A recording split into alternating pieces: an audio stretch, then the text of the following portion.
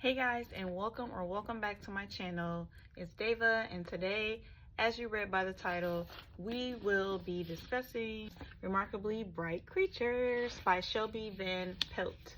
I read this book last month and this was a 5 out of 5. And I'm going to tell you why. Before we get into why this book is a 5 out of 5, first I want to tell you the reason as to how I even came across this book when I went to Barnes & Noble. When I go on Barnes & Noble, I usually just browse in all of the collective books that they have, like right when you walk in. There was an associate who worked there. It was an older lady, and she came up to me and she's like, "Can I recommend a book to you?" And she picked this book out. And at first, I'm looking at the cover like, I don't know, but she was like, "I want to recommend this book to you. It's so good. My daughter read it, and then my daughter recommended it to me. So if you don't like it, you don't have to buy it or anything, but I just wanted to recommend and just give you a suggestion." So I was like, okay, so I'm reading the back. I saw that it had a lot of reviews already. And once I turned to the inside where the summary was, I was like, okay, this sounds pretty interesting. But for me, sometimes a summary can be good, but then when you begin the book, you're like, it's a little slow. I can't get into it, right? But when I went to the first page of the book, it captivated me, like just like that. Like, it was really good. Right, so Remarkably Bright Creature is a heartwarming read that focuses on the story of 3 characters. So the first character is Marcellus, and Marcellus is a huge orange Pacific octopus, and it's told in the first person point of view. Marcellus is who we meet in the first chapter, and I'll give you a little snippet of Marcellus's chapter. I'm just going to read a few lines from the first chapter. Day 1299 of my captivity. Darkness suits me. Each evening I await the click of the overhead lights, leaving only the glow from the main tank. Not perfect, but close enough.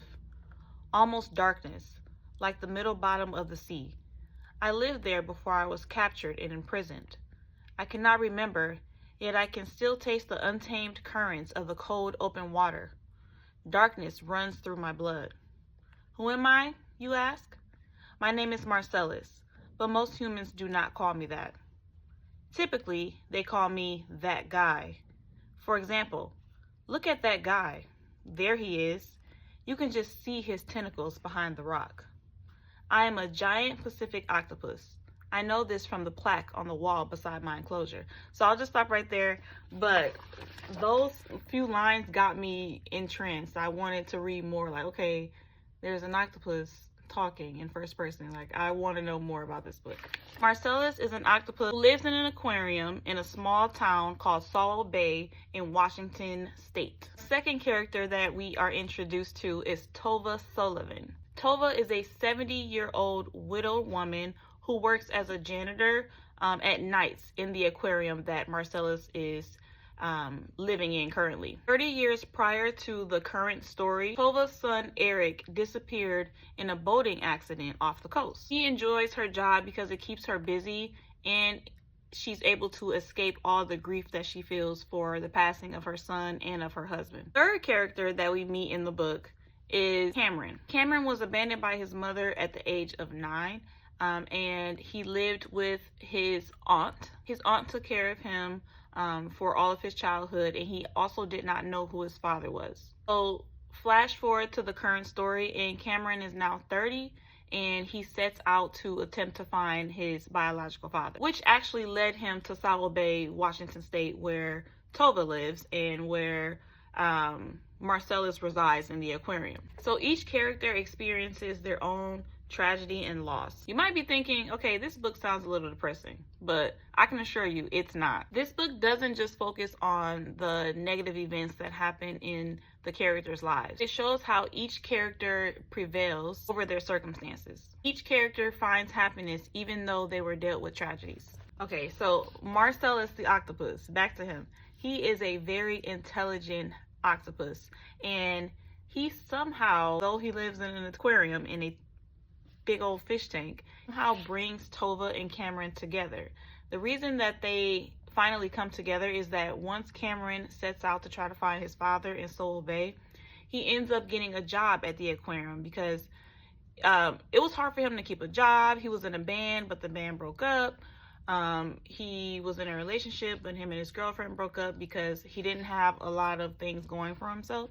So once he got to Salt Bay, he did get the job at the aquarium where he worked nights. And Tova took some time off because she had an injury or an accident working at the aquarium. So eventually Tova came back, and her and Cameron started to talk, discuss certain things, not everything. They still had no idea that they are actually related. So Tova and Cameron, towards the end of the story, we figure out that Tova is Cameron's grandmother, his paternal grandmother, because Cameron's actual father was Tova's son, who passed away 30 years prior to Cameron coming to Salt Bay. Her son Eric was 18 years old when he disappeared off the coast. Tova actually has a really good relationship with Marcellus. Marcellus really doesn't listen to any of the other staff that work in the aquarium, because he just feels like they just see him as another, creature in the aquarium. And when Tova works, she comes in and she leaves by greeting and saying goodbye to all the sea creatures in the aquarium. You just really take a liking to all of the characters, honestly. It's like all of their stories are very unique, but somehow are all intertwined. And it kind of makes you think about real life. Like, everybody has their own story, but you constantly meet people and you find those connections with people. I said, I will rate this book a 5 out of 5. I highly recommend it to you as a summer read, winter read, fall read, whatever. Get this book, pick it up from Amazon, Barnes & Noble, wherever you get your books. This is a perfect story with imperfect characters. It's very heartwarming, and I was completely absorbed by this book. I think I read it in like a week. Like, it was that good. Honestly, it's so uncommon to read a story that is dealing with an animal, or as Marcellus is, a sea creature, who is actually talking in first person. So I don't know, it gives it like this twisty, heartwarming feeling that we can get into the mind of not just another human, but a sea creature. Shelby Van Pelt is a great writer. Also forgot to mention that this is her debut novel, so I'm very excited for her next novel to come out. I'm sure she's working on it now. This is a beautiful book, and I highly recommend it. Thank you guys for watching. Bye.